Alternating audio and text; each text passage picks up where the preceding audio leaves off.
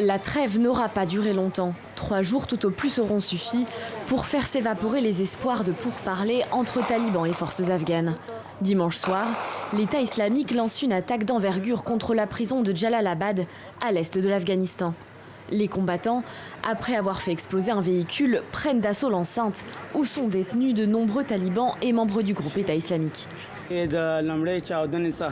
Juste après la première explosion, j'ai vu beaucoup de personnes au sol, blessées. J'ai alors tenté de quitter les lieux. Je n'étais pas capable d'aider ceux qui étaient blessés, car il y a eu plusieurs explosions à la suite. Dieu merci, les forces de sécurité sont arrivées sur place. Les combats continuent toujours dans la zone entre les assaillants et les forces de sécurité. Ces dernières assurent contrôler la situation.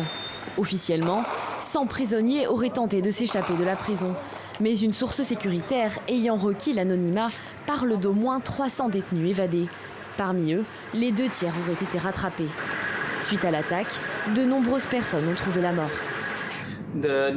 Jusqu'à présent, suite à l'attaque de la prison de Nangarhar, 21 personnes sont mortes en martyrs, dont des civils, des enfants et du personnel de sécurité, ainsi que quelques prisonniers. 43 personnes ont été blessées.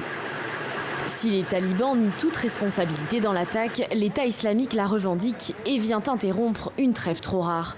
C'était seulement la 3e en 20 ans de combat entre talibans et forces afghanes.